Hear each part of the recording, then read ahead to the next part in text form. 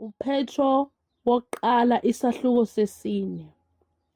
Ngokuba uKristu wahlupheka enyameni, hlomani nani ukuqonda okunjalo. Ngokuba ohluphekile enyameni uyekile ukona, ukuze ngesikhathi esiseleyo nisesenyameni ningabe nisahlala ngezinkanuko zabantu, kodwa ngentando kaNkulunkulu. Ngokuba isikhathi esidlulileyo sasanele ukwenza okuthandwa ngabezizwe, ngokuhamba ngamanyala, nangezinkanuko, nangokudakwa, nangokuminza, nangokuxokozela, nangokukhonza izithombe okuyichilo. Bayamangala ngokungagijimeli kwenu kulowo msindo wokushinga kwabo, behlambalaza. Bayakuziphendulela kulowo olungele ukwahlulela abahambayo nabafileyo. Ngokuba ngalokho ivangeli lashunyayelwa kwabafileyo, ukuze bahlulele ngokwabantu enyameni, kepha baphile ngokukaNkulunkulu emoyeni.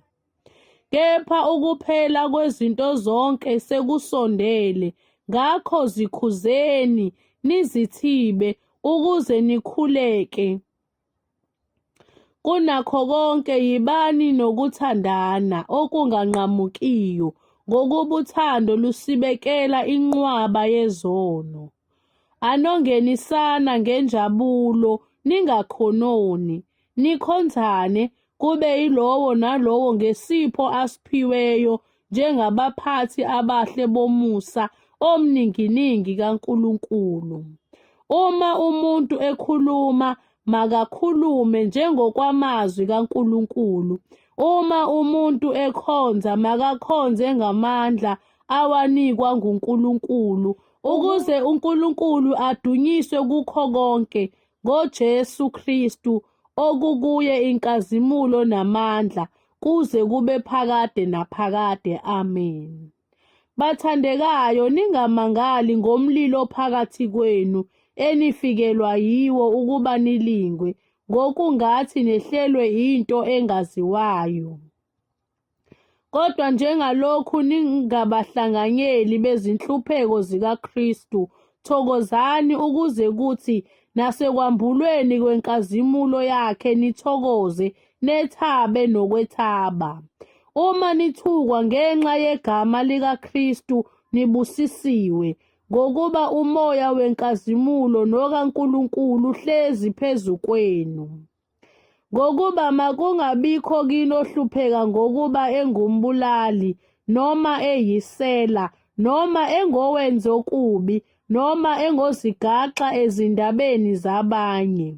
Kepha uma ehlupheka ngokuba engumKristu, makangabi namahloni, kepha makadumise uNkulunkulu ngenxa yalelo gama. Ngokuba sekuyisikhathi sokuba ukwahlulela kuqale endlini kaNkulunkulu, kepha uma kuthathela kithina, kuyakuba yini ukuphela kwabangalaleli ivangeli likaNkulunkulu na?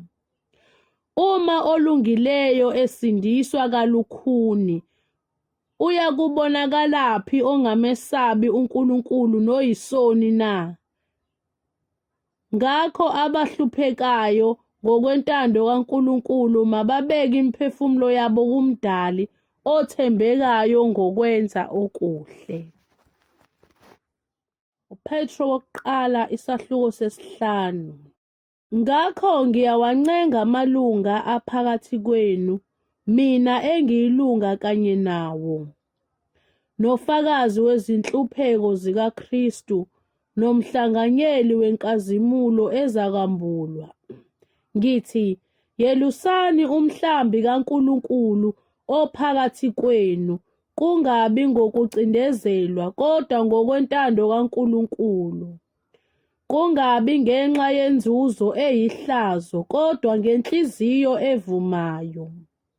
Kungabi njengabazenza amakhosi phezu kwamabandla enabelwa wona, kodwa nibe yizibonelo zomhlambi. Kuya kuthi nxa esebonakaliswa umalusi omkhulu, niyakuzuza umqhele wenkazimulo ongabuniyo. Ngokunjalo nina basha, thobelani amalunga, kepha nonke yembathani ukuthobeka, nithobelane ngokuba uNkulunkulu umelana nabazidlayo, kepha abathobekileyo ubapha umusa. Ngalokho zithobeni phansi kwesandla sikaNkulunkulu esinamandla, ukuze aniphakamise ngesikhathi esifaneleyo. Niphonse izinkathazo zenu zonke phezu kwakhe ngokuba uyanikhathalela. Qondani, nilinde, isitha senu uSathane uyahamba njengebhubesi elibhodlayo sifuna esingamgwinya. Melanani naye niqinile kukholweni, nazi ukuthi zona lezo zinhlupheko zehlela abazalwane benu abasezweni.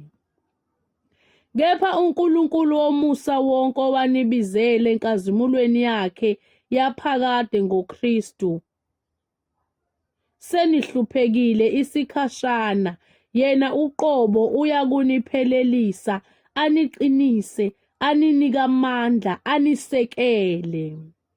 Makube kuye amandla kuze kube phakade naphakade. Amen. NgoSilvano umfowethu othembekayo, ngokubona kwami nginilobele ngokufishane, ngincenga, ngifakaza ukuthi lo yiwo umusa oqinisekileyo kaNkulunkulu. Yimani kuwo. Liyakhonza kini ibandla elikhethiweyo kanye nani eliseBhabhiloni noMarku indodana yami. Bingelanani ngokwanga kothando. Ukuthula makube kini nonke enikuKristu.